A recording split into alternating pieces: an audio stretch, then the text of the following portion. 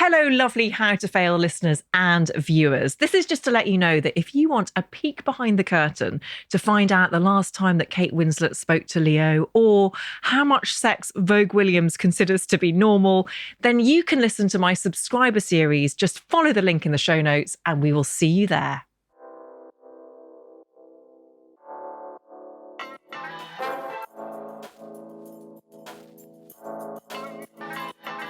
Welcome to How to Fail. And for those that are new around here, this is the podcast where I talk to my guests about 3 failures in their life and what they've learned along the way. Please do follow this podcast because it really helps other people find us. And please do share it with all of your friends and family members and even people you don't like. We're not fussy. Thank you so much for being here. And you think you've outgrown it and you're so above it all. And then you notice that your recent searches on Instagram of people's profiles are all your enemies and your exes. You're like, why am I still looking at these people? I sort of didn't realize that most of my life, every time someone said she, which is 1,000 times a day, probably 2,000, it's like someone pointing out the thing about yourself that makes you feel confused or uncomfortable. So it's like if you were balding and someone every day was like, bald, you know, it's just nice to have a break from it. Like, I don't really feel safe in a men's bathroom, but I don't particularly want to be in the women's change room either. So yeah, I'm like, I get it. I don't know either. My guest today is Mae Martin, an award-winning comedian, producer, actor, podcast host, and singer-songwriter. They were born in Toronto, Canada, the younger child of former hippies Wendy and James, who raised their children in a home filled with the recordings of British and American comedy classics. Martin saw their first comedy show aged 11 and, in their words, felt absolutely on fire. Dropping out of high school, they started on the stand-up circuit as a teenager before moving to the UK in their 20s, eventually co-creating and starring in the semi-autobiographical Netflix show Feel Good. Martin's stand-up tours, Us in 2015 about sex and gender identity, and Dope in 2017 about addiction, were both turned into BBC radio shows. Now they're set to showrun and star in a forthcoming Netflix thriller series, Wayward, alongside promoting their first ever album, I'm a TV. The album, entirely written by them, is an indie rock expression of millennial nostalgia and a total delight to listen to. A comedian, a writer, and now a musician, Martin is a creative powerhouse. If there is one thing that connects all of their work, it is perhaps an acceptance that creativity and self-fulfillment comes in many forms, a desire for us to be given space to figure things out, and a generosity of spirit that enables Martin's audience to see ourselves in their art. I'm a big advocate of ambiguity, Martin has said in the past, of the idea that not knowing is fine. Mae Martin, welcome to How to Fail. Thank you for having me. I've been looking forward to this so much. So have I. And thank you for being here because I know that you are fresh off the stage. Yeah, I'm a little ropey. I feel underdressed and underslept, but No, you're perfect. Thank you. So are you. And I wanted to ask you about that idea of ambiguity because it's something that I have only recently understood underpins great creativity. Right. That idea that the void is fertile, that confusion can actually be so creative. Yes. Does that resonate with you? Oh, absolutely. Yeah. And I think maybe not being attached to a particular outcome and being more open to the process maybe. And I just find in general in life, there's so much nuance and gray area and things aren't as black and white as it's tempting to make them. We're so desperate to do that for our brains, to organize things properly and know where we stand on everything. But it's hard to, yeah.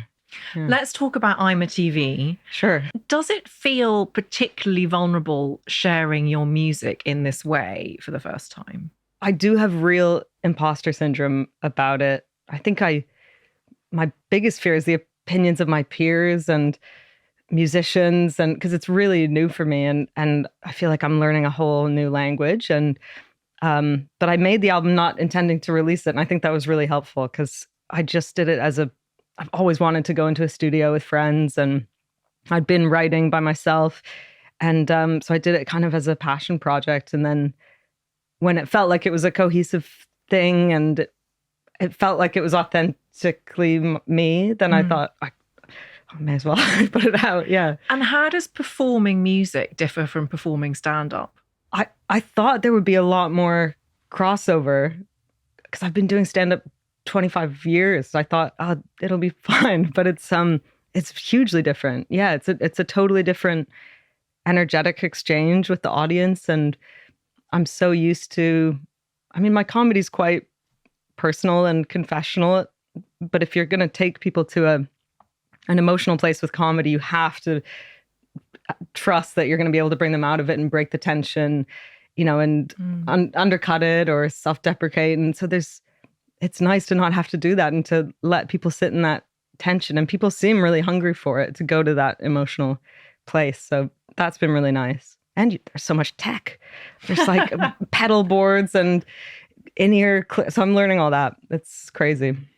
I want to do that annoying thing. Please. Okay, great. That interviews tend to do, where they listen to music and to lyrics, and then they ask you directly whether it pertains to your actual life. Great. So one of my favorite, actually, I love Big Bear. Oh, great. I love that track because I've never been to Big Bear and it made me want to go. Oh, man, it's beautiful there. Yeah. The song I Love You So Much. Yeah. Which is about throwing a bomb into the life of a married woman. Right. Mae Martin, have you done that? No, not a married woman. I think for me, that song, hopefully it's relatable, is about, well, you were talking about ambiguity. And I always think about, I mean, I'm a very romantic person. And I think it's crazy that we categorize all our relationships into platonic or romantic, because there is so much gray area. At least for me, I have lots of friends who you think, oh, maybe in another life, this would have been a thing, or, you can be sort of in love with your friends. So it's about, it's kind of about that. Okay. Yeah. Then People Get Back Up. Yeah. Which is one of the most moving tracks. That's one of the most directly personal, isn't it? Like the lyrics kind of, yeah. Yes. Well, if it is, then I'm really sorry for your loss. Thanks. Because it's about a friend who, reading between the lines, took his own life. Yeah, yeah. I've had a couple of, I worry a lot about my straight male friends, mainly, and men's mental health. And I have, just because that's been my experience, I've had a couple of friends, who've really struggled and taken their lives. So yeah, that one was about my friend Jesse. And then I had a really close friend, David. And it's a nice one to play live because people really, those moments where you really feel people, settle into it. Yeah. Can I ask you a bit more about why you worry about your straight male friends? Only because when I first started this podcast in 2018, almost every straight man that I approached to be part of the first season said, well, I don't think I failed. So are you serious? Yeah, totally serious. Wow. But that's part of the problem, because they're bottling it all up. Because of course they have. And they're terrified of failing. I mean, I'm making huge generalizations, but I just have most of my best friends are straight men. I don't know if that's because I've been in the comedy scene for so long, but I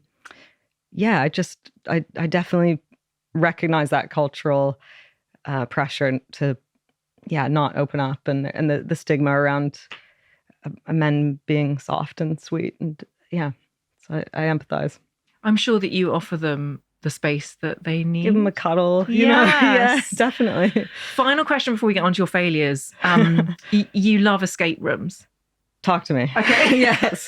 It's all I love. That's so interesting because I find them panic inducing. Oh, really? Okay. And I think it's because my default for many years was to attempt to be a perfectionist people pleaser. Right. So there's so much pressure that I put on myself. To beat the record and get out and And I'm terrible at them. And I find that difficult to cope with. I'm not great at them, but I do them obsessively. I think I've been in LA 3 years, and I have an app where you mark the ones you've done, and I've done over 50 in 3 years. I'm so into it. I don't know if that's a red flag about my personality, but I find it really gratifying that you have one clear task, escape the room, and life goes on pause, and you can it's very linear. Mm-hmm. I really like it. I like any kind of immersive experience. Even immersive theater? Yeah. Wow. I love it. Okay. I'm doing one on on Saturday, I'm doing, I hate saying the name of it. I'm doing Yumi. Yes, Bum Bum Theatre. Yumi Bum Yes, Bum Train. yeah. Yes, and I hate saying it, but That is actually meant to be amazing and life-changing. that's what I hear. Yeah. Okay. Your first failure is failing out of high school. Yeah. So tell us about this. It's like we were saying about being attached to a certain outcome. I mean, school is there's a really clear track, you know, it's pass and fail. And I always struggled. I remember just sitting even in primary school and watching the clock and feeling like my life was slipping away and being like, this is torture.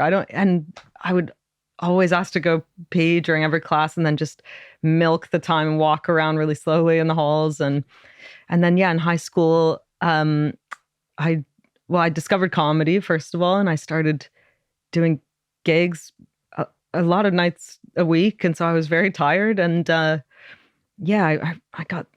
remember getting like 13% in math one year, and it just slowly started to, become impossible. So then I sort of dropped out, but I would have failed out imminently, I think.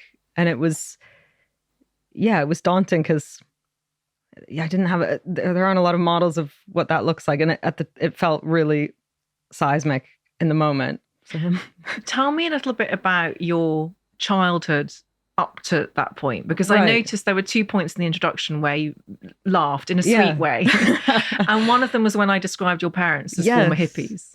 Well, they're very creative people. And I guess it was because of them that I thought maybe there was an option to do unorthodox things or to take a different route. And my dad's a freelance writer, and my mom is really creative as well. And so they would do wild things like put all our stuff in storage, and we'd go on a 6-month driving trip across Europe and things like that when I was a kid, and they'd take us out of school. And that set me up to kind of, make my own path. But they were definitely pissed when I, got into comedy, and I got heavily into drugs in my teens. And that was a big part of why school was not as fun. I want to come back to that. Sure. The road trips across Europe. Yeah. Obviously, there's part of me that I'm listening where I'm thinking, oh, how amazing. And there's also part of me which thinks, is that really dislocating? I mean, literally. Maybe. I mean, I don't remember that. I was 4, my brother was 8, or maybe I was 5. And I remember it really just being incredible. And we were in this little Honda and just the 4 of us. And I probably learned more on that trip than I did in school, you know? And but they were spontaneous. And so maybe there was a bit of chaos there, but I liked that. I remember my mom, I always felt like there were some mornings where I'd wake up and say, I just really don't want to go to school. And she'd say, okay, let's go do something fun. And I really respect that. So was it a creative household where you were encouraged to express your creativity as well? Definitely. Yeah. What's the earliest thing that you can remember making? Well, I used to, as a kid, play music with my dad a lot. I remember making tape recordings of us doing duets to Bette Midler songs and things like that. And my dad used to be an actor, and he was in Jesus Christ Superstar and things. And so they had a really deep appreciation for the arts and things like that. I'm really aware of my privilege in that area, and that they would take me to museums and talk to me. And I'm super lucky. And they took you to your first ever stand-up comedy show, age 11. What was it about that experience that hit you so deeply? I was already obsessed. I guess they had been playing a lot of vinyl records in the house of George Carlin and Steve Martin. And I was sort of bewitched by it. And I begged to go for years. And then finally on my 11th birthday, I went, and it was just I felt like that must be the coolest life on earth. And I was more interested in like the green room activities, what was going on with these people, and were they all dating each other, and were they staying after the show and talking and making each other laugh? And I wanted to be part of that community, I think. And I was all dressed up in the front row, and the headliner got me on stage because everyone was commenting that there was a child there. This is when you could smoke inside too. So it was a really adult environment. And I just loved it. Yeah. What were you wearing? I was wearing tartan trousers, Elizabeth, and a suede vest, and a little button-up shirt and I had short hair and I looked like a ventriloquist dummy. And so that's what he did. He made me his ventriloquist dummy and I got a laugh and I loved it. Yes, that must have felt incredible. It really did, yeah. I read somewhere that you said about that show, I just couldn't believe there was this environment where people were being applauded for the weirdest things about themselves. Yes. Yeah, I think I always felt like a bit of a misfit, and I'm sure, and I think we'll get into it, but yeah, I really liked how people would get up and make fun of themselves in a way that at school, you know, if someone said something like that to you, you'd be crushed. But if you say it first to an audience and get a laugh and take ownership of it, that's so empowering. And it just completely twists everything, especially during puberty for me. And I had braces and acne and I don't know what possessed me to get on stage, but it really helped. Yeah. So school, by contrast, was not a place where you felt welcome or included, I'm guessing. Yeah. I went to grade 1 to 9. I went to an all-girls school and I felt like another species to everyone. And like, I felt like everyone had been born knowing what lip gloss to wear and what stationery to use. And I was just trying to catch up and fit in. And then it went to high school and didn't really do sports or anything like that. So yeah, I was confused. So were you bullied at all? Really. Around puberty, there was one year, and then I got in trouble because I use people's full names in stand-up sometimes, and then I get in trouble. But I talked about being bullied by someone, and then I remember them calling me into because I was 15 or 14 and used this girl's name on television, and then they had a big meeting at the school about it. And I thought, I've got to stop using full names. Yeah, but not really heavily bullied. It was just around puberty. That's kind of amazing revenge, though. It is. It is.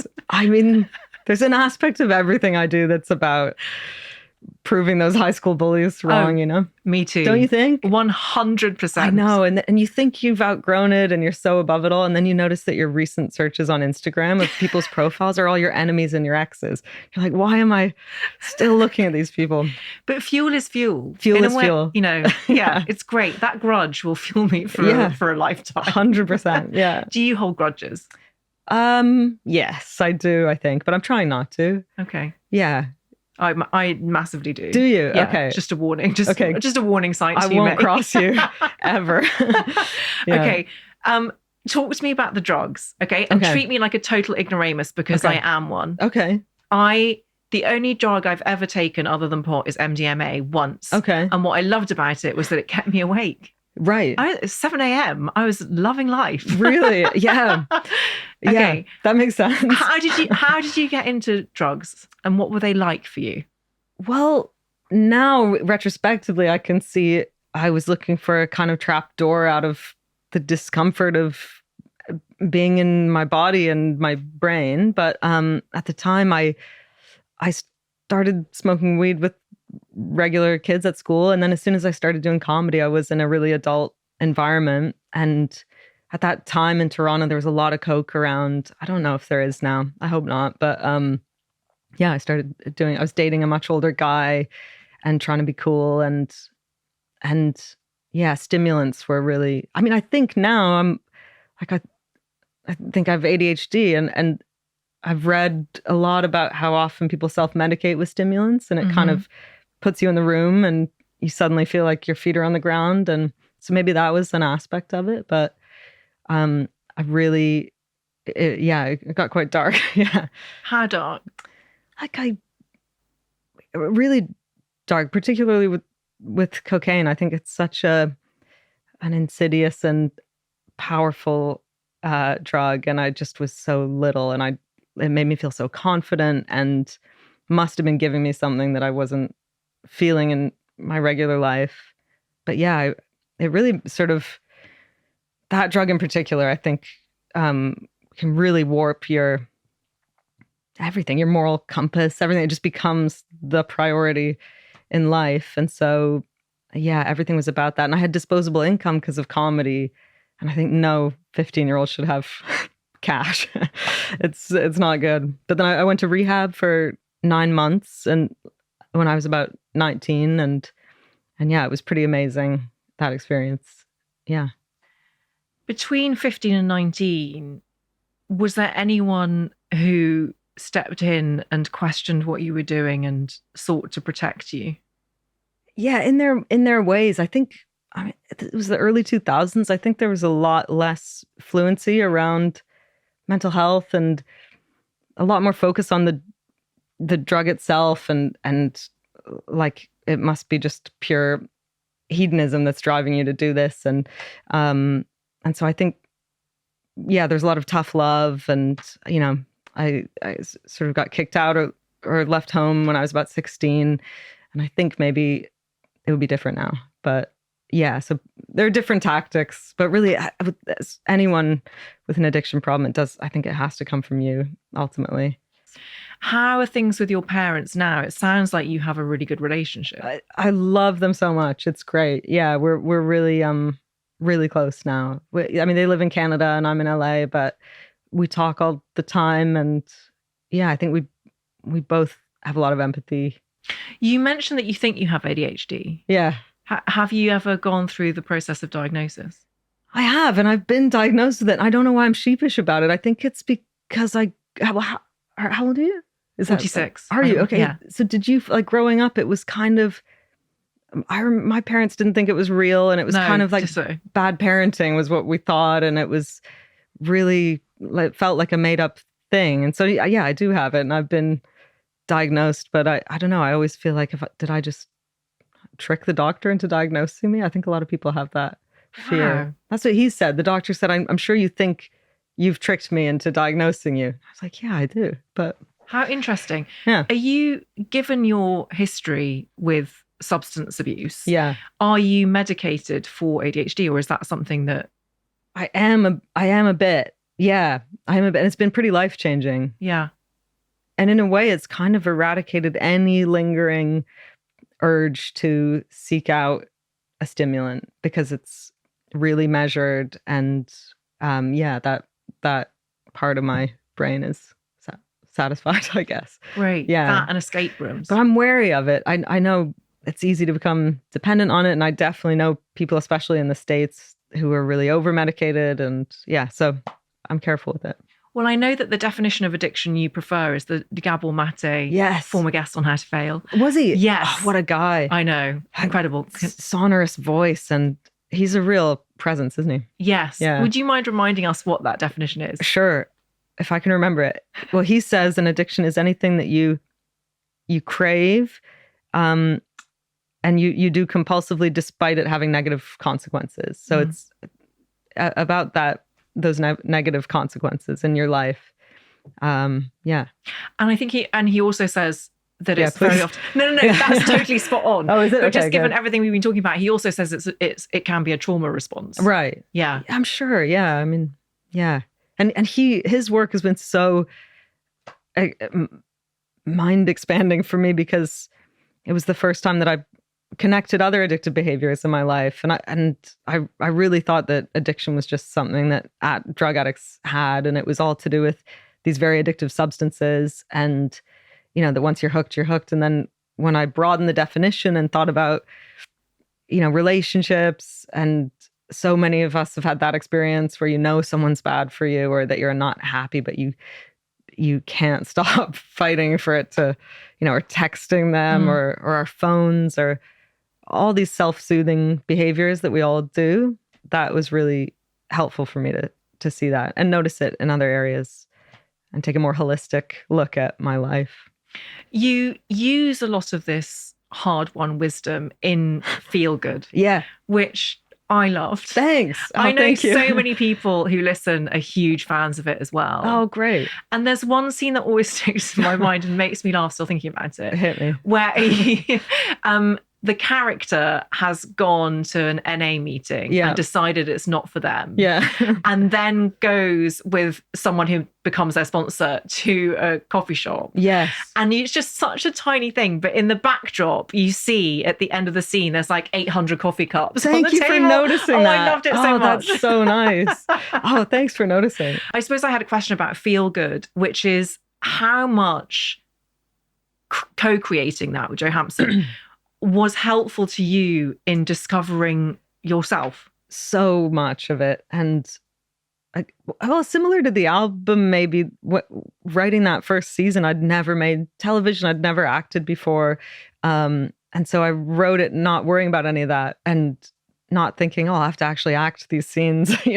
I just wrote it not knowing what it would be like. And then it was quite harrowing in a really rewarding way, but it was so personal.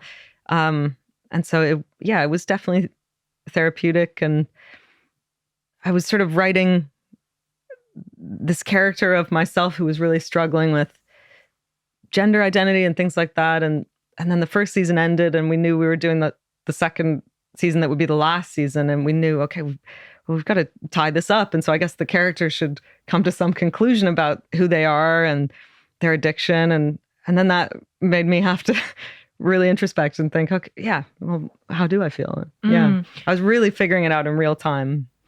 And the interesting thing is that I know that in TV, you are constantly encouraged to have a satisfying narrative arc with a very definite endpoint. Right. But of course, that is not your life. No, I wish it was, to tie everything up neatly like that. Yeah. Yeah.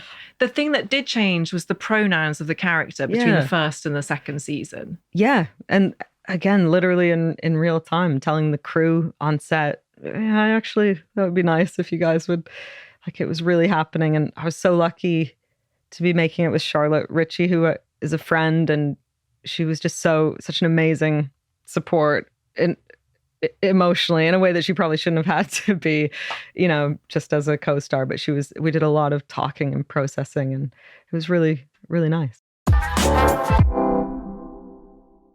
That brings us on to your second failure. Yes, yeah. I am so glad you're going to talk about this and you put it in this way. Failing at being a boy or a girl. Yeah. Yeah, well, that's a line in Feel Good as well. In season 1, I said, and I felt that way and do sometimes still feel that way. Like because I'm non-binary and I feel really, really in the middle of that gender spectrum. And so because we live in such a gendered binary society that's been so built around those things, of course, I grew up feeling like I was, failing at being a girl and failing at being a boy until I was 35 or something. Felt like a huge failure going on in the back of my head, You say 35, you're now 37. Yeah. So you've had 2 years of having figured most of it out. Would that be fair enough to say? Yeah, I think it's an evolving thing, but yeah. How does that feel? How have the last 2 years felt?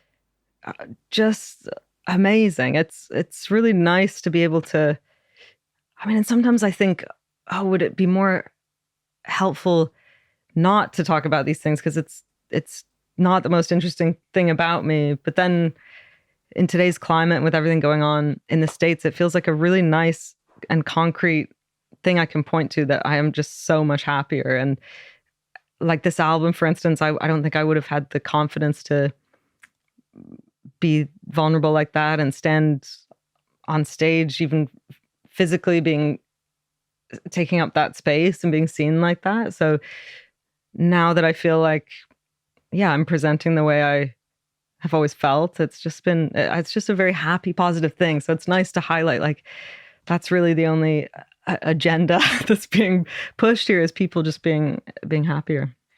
I love and appreciate and respect that you're talking about it. Thanks. Thank you. I get asked a lot to go on like the news and debate a Republican about whether trans people are real. Yeah, exactly. And so I try to stay out of combative things like that. But it is not, I think it's important to talk about.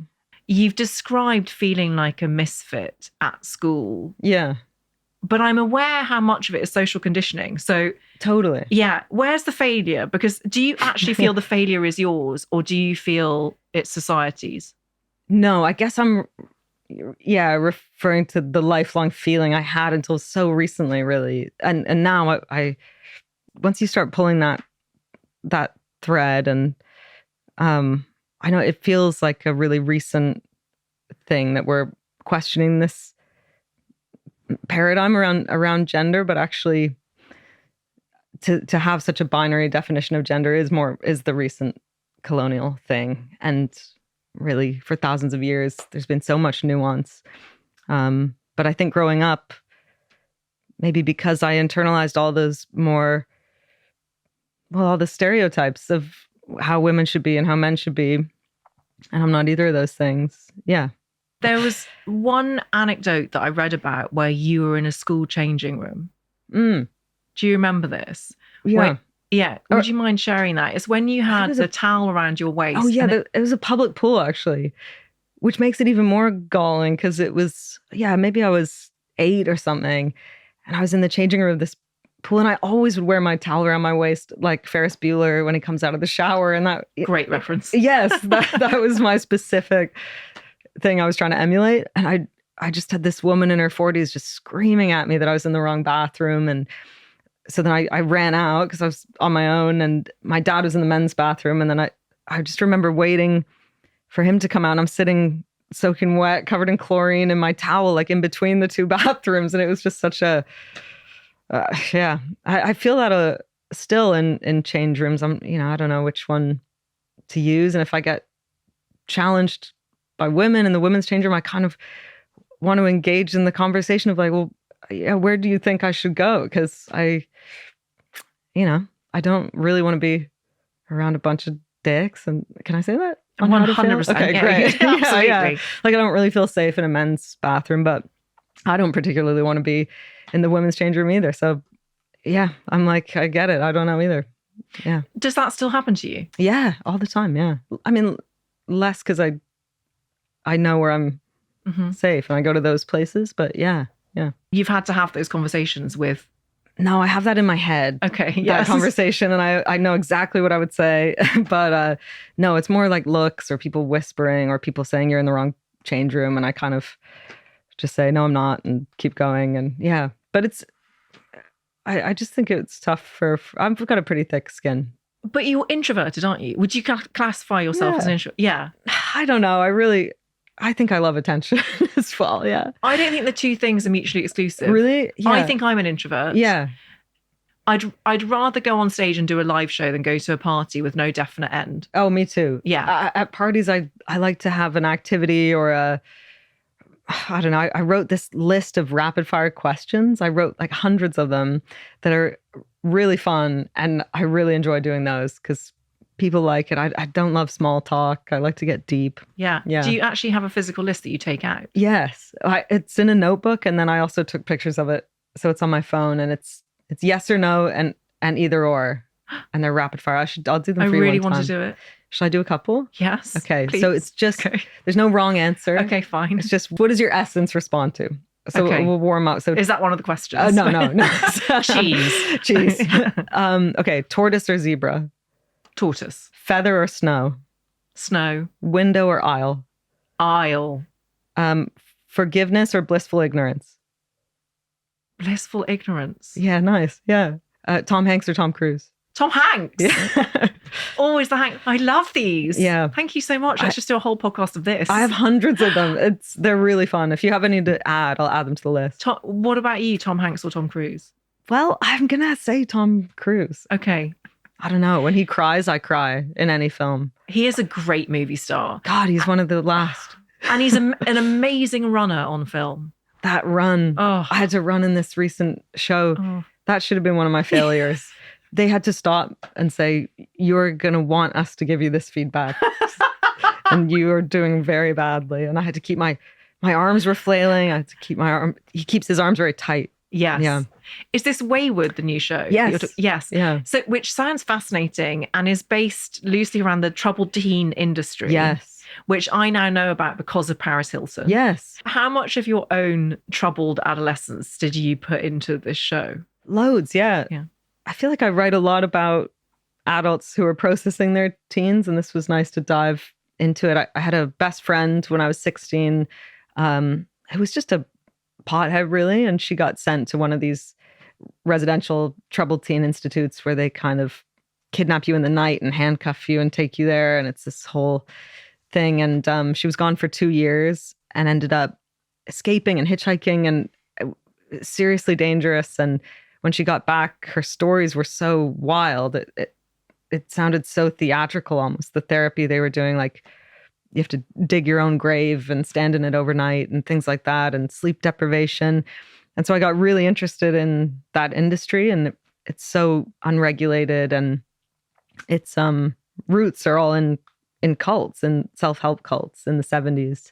And so it's a genre show where I've hung this sort of cult thriller over this troubled teen institute. Yeah. It sounds brilliant. Thanks. I hope so.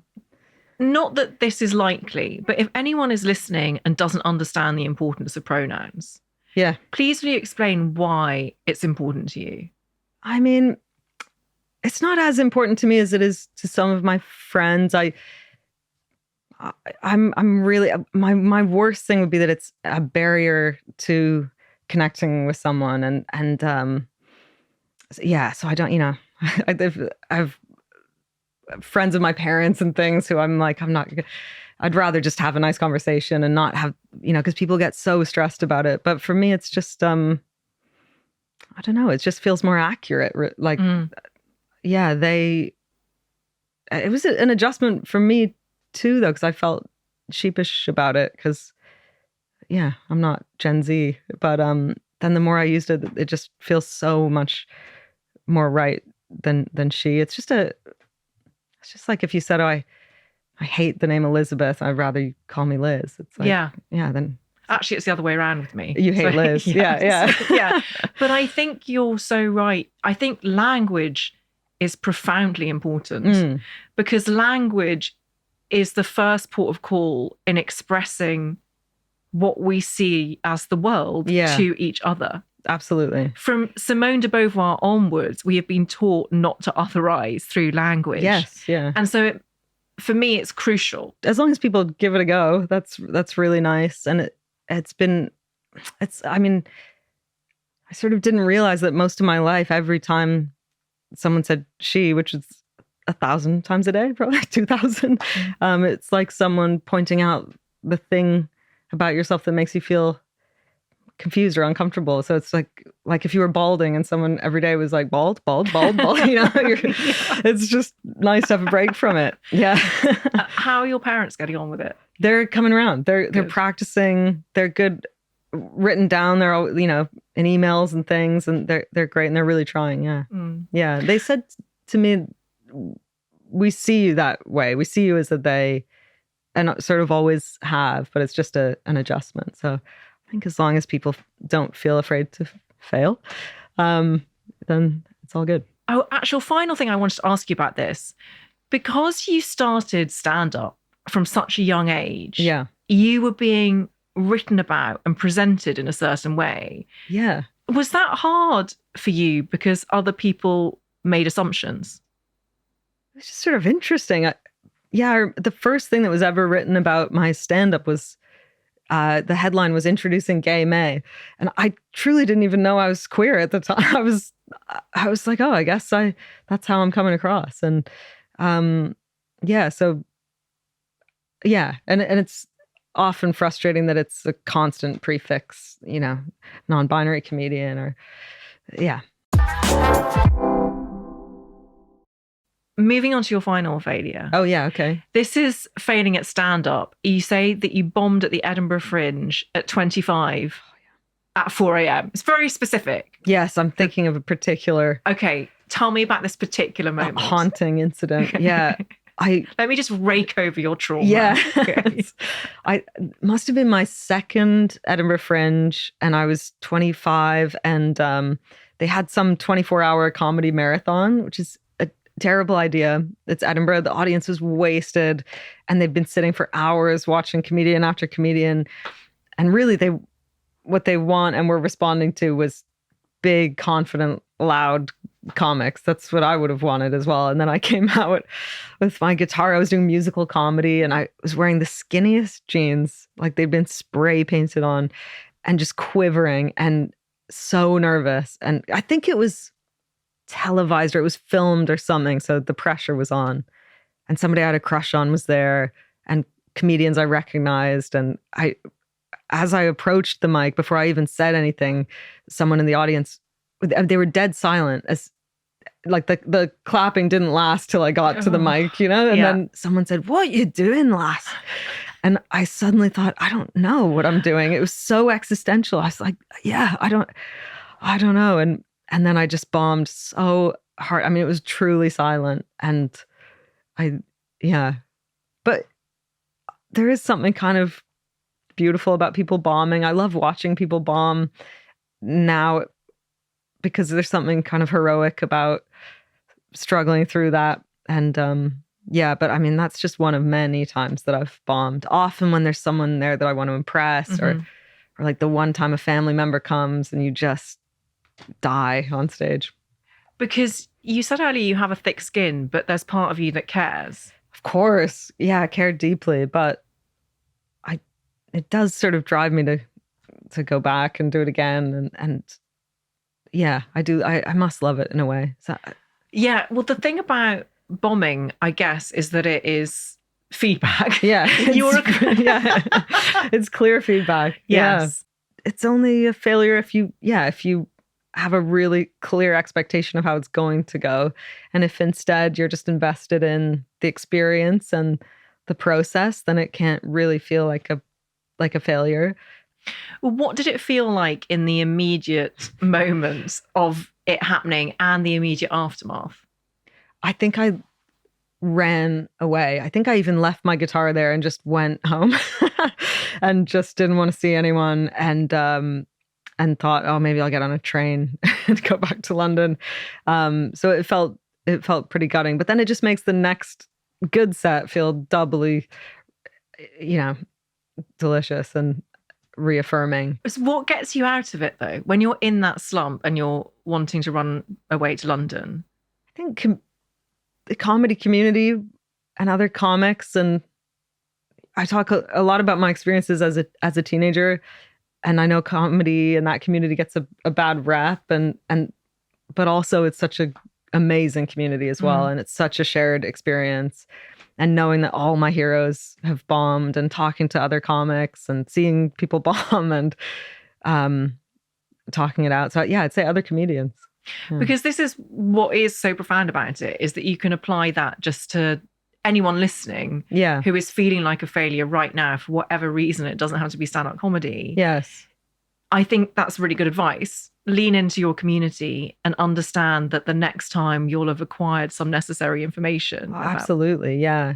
I mean, with that incident in particular, it was tough because it was a physiological response to terror that caused me to bomb. I think I was so palpably nervous that it's really uncomfortable for an audience. And so that's just something that you've got to put your 1,000 hours in or whatever and get over that physical response to fear, because you can't really think your way out of it. You just have to do it again and again.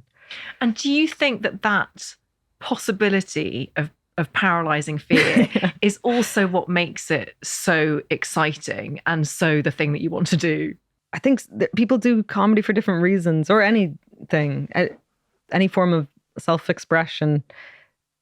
Some people, it feels like it's because of some, like, a chip on their shoulder, and that's not the best. But then for me, I'm such a fan. I'm such a fan of so many people, and I love comedy still. I go and see it on my nights off, and I love music, and so that's part of it. And then also, feeling like I have something to say that I'm just trying to get at, and I hope I never quite get there, because it's what keeps me trying to say it. I don't even know what really it is specifically, but it feels like there's something I'm trying to say in different mediums and forms. Yeah. It's the confusion again. It's the confusion and the creativity. I think that's so beautifully expressed. Yeah.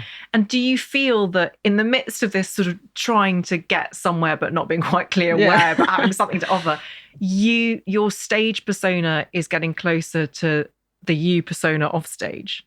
There's pretty much no separation now, for sure.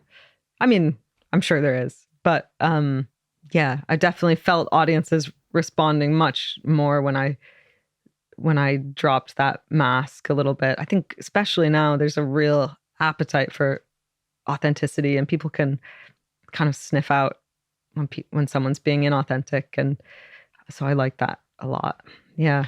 How are you feeling about your 40s? Fucking hell, are we there? Oh my God. I'm nervous about. Yeah, I think a big part of my identity is tied to youth, and that'll be really interesting. I'm looking forward to tackling that because it's daunting. Yeah, I feel I'm really aware of mortality, and but everyone says it's the best, and you know yourself better than ever, and so maybe it'll be great. Yes, it will be great. Yes, it will. You also look very, very young. Thank you. So there's that. Thanks. I had that fear when I turned 30 that no one would ever say to me, "Oh, you're very young to be doing what you're doing." Right. Yes. Well, especially if you get any kind of recognition for being young, and having started it, when I was 13, that was like I had a real carte blanche to fail because I was young. And then, when you're not the ingenue anymore, you've got to just be good. But also, creativity is constantly about new adventures. Definitely. And so you're still growing and learning, and you're still an ingenue in that respect. That's true. Well, music feels that way because it feels really new for me and exciting.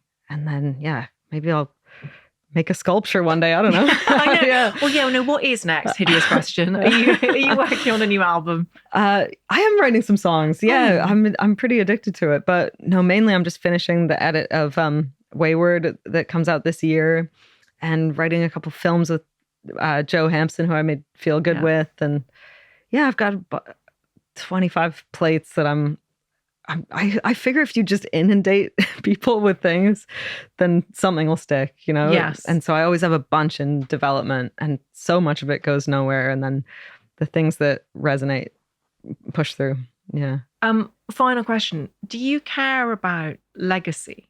Not really, because I'll be dead. So I care a lot about what people think. Don't get me wrong. Right. But then I'll be dead. So do you care a lot about what everyone thinks, or is it just certain people? Everyone. Yeah. I wish that wasn't the case. Yeah. Yeah. Although with music, I'm more at peace with music because it's so subjective. And I know that there's great music that I just don't listen to because I don't know, it doesn't gel with me. And I don't particularly like The Police, for instance. No, I mean, the band The Police or The Police. But that doesn't mean it's bad music. So with music, I'm more at peace with some people are going to like it and some won't.